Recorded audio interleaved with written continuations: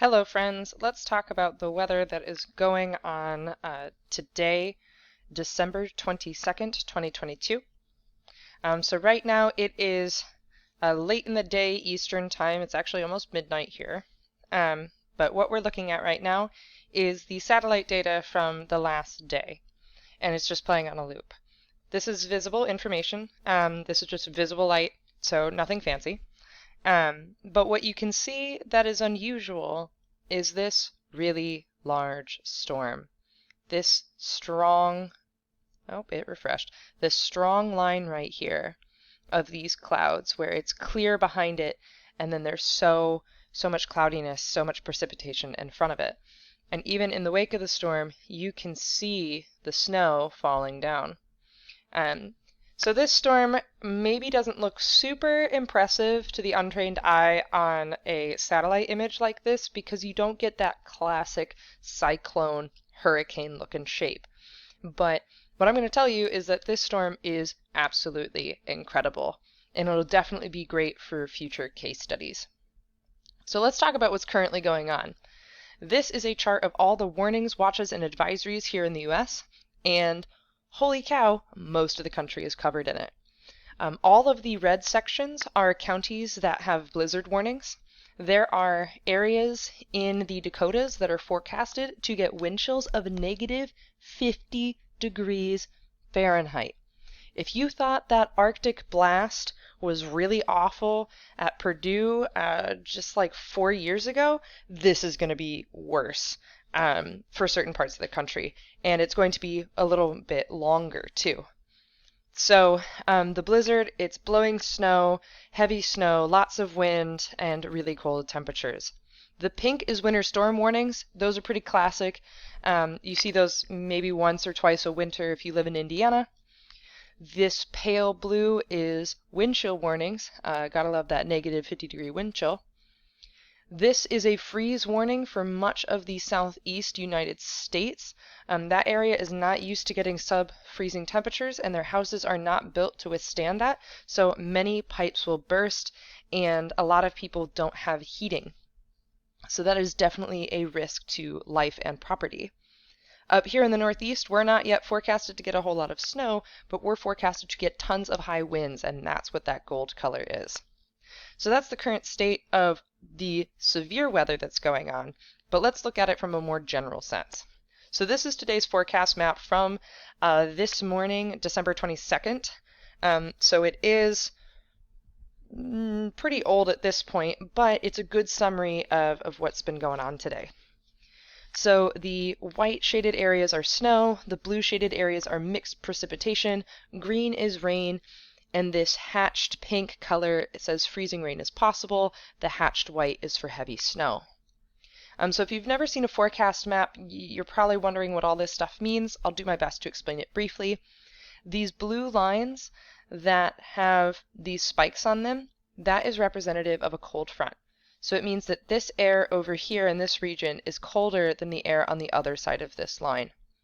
The direction of the arrows shows which way the front is moving, and so that's how I know that this is what's cold and this is what's warmer.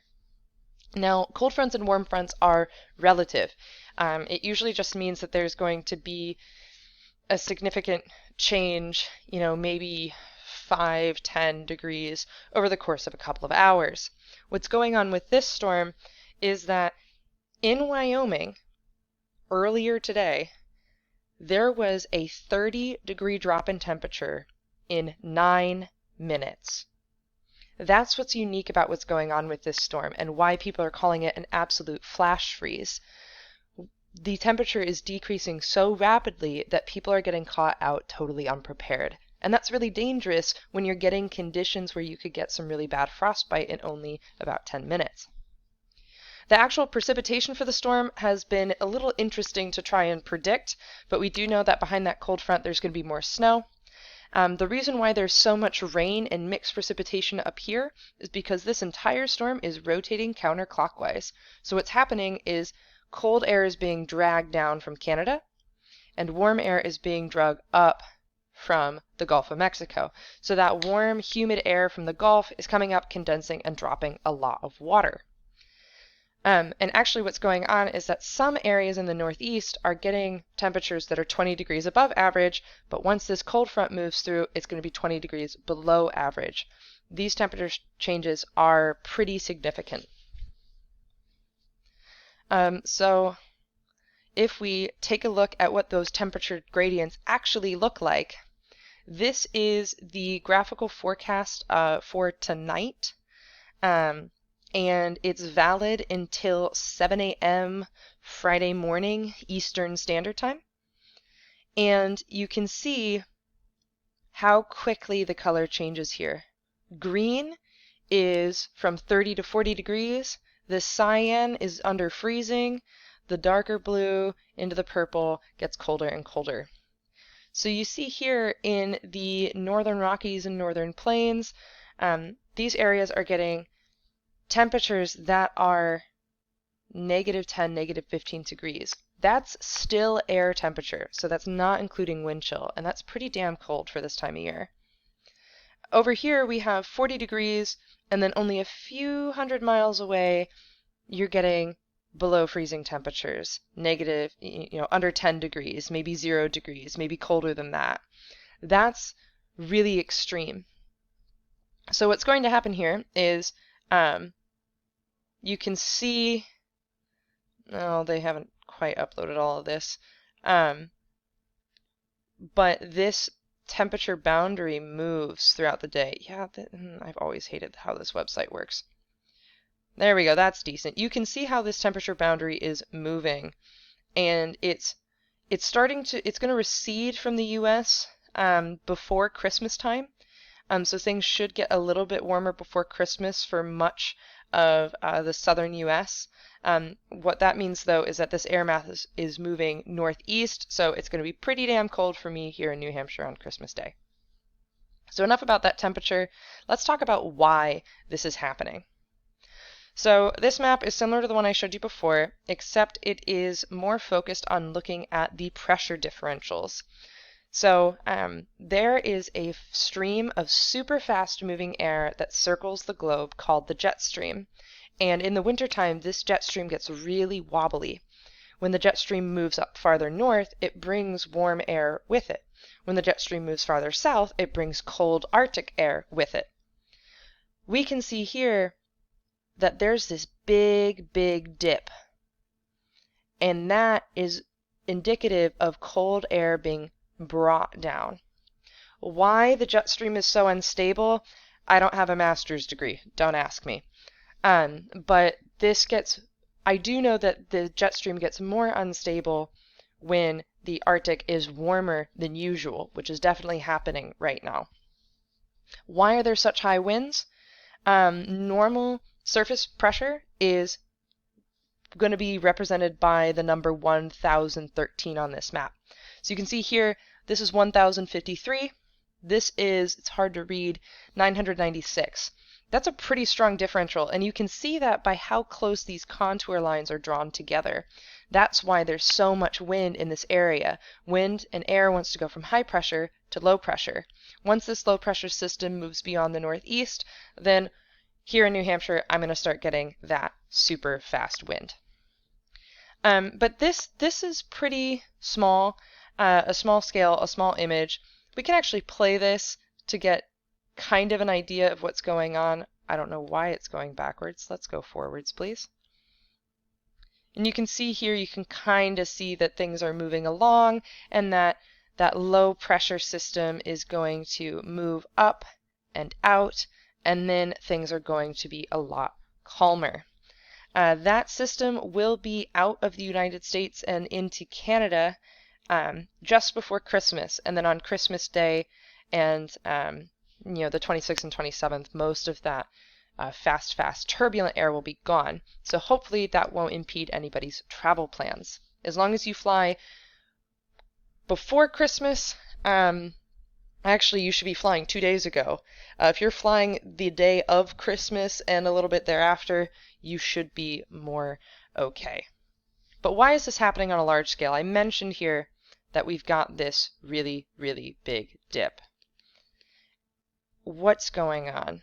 Well, if you look at it from a global perspective, These waves, you can see them all around. This map right here is showing the surface pressure, and it's the red areas are areas of lower than normal pressure, and the blue areas are places where there's higher than normal pressure. And so what you can see is that there is very high pressure all throughout the Arctic Circle. And that high pressure, that air needs to go somewhere. It wants to move towards low pressure, so it's plunging farther south. And there's been this break in the jet stream that has allowed this air to get so far south. And what's happening is that this actually isn't that high of a pressure right here. This is actually about, or this actually isn't too terribly low of pressure. Some of these areas you can see are 992, 113, but they're still considered high, and relative to everything else. So that's what's going on. And you can actually watch this move. You can see how these pressure systems oscillate. And that's actually the largest thing that drives our weather, is how air pressure changes and moves around because of the jet stream. So you can see that once that pressure dissipates, once equilibrium is met and a lot of the air from high pressure goes to low pressure, then things calm down.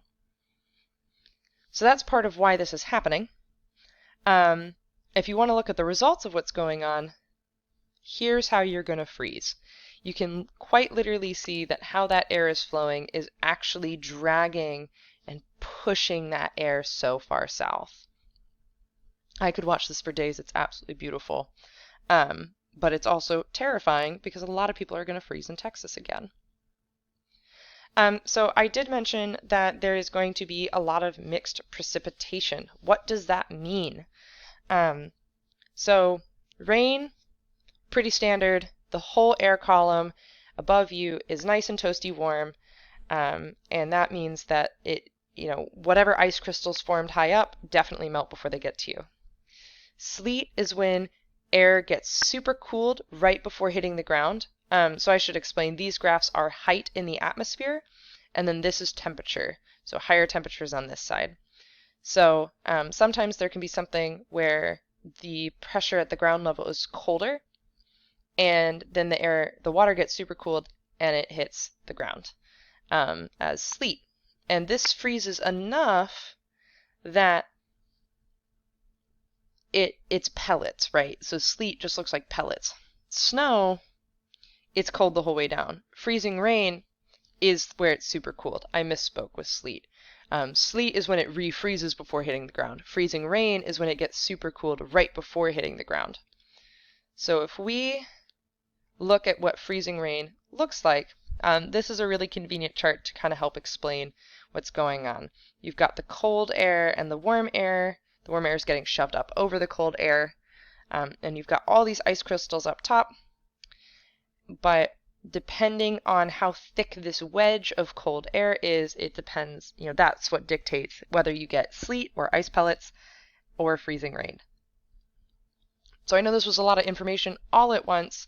I'm trying to explain, why some areas are going to get this freezing rain, why a lot of places seem to be getting more rain. Some people are expecting a lot more snow with this system, but there's really not enough moisture, mostly because the Arctic air is pretty darn dry. So this might not be such a huge event for massive snow output across the East Coast, but definitely these areas here will get blizzard conditions, as you saw on the warning map. The biggest risk for Indiana is probably going to be lots of snow, lots of cold, but some of it could get slushy, so at first there's going to be some frozen stuff on the ground. So just be careful. It could be slick before the snow really sets in. Please stay warm. Please wear gloves. Stay safe.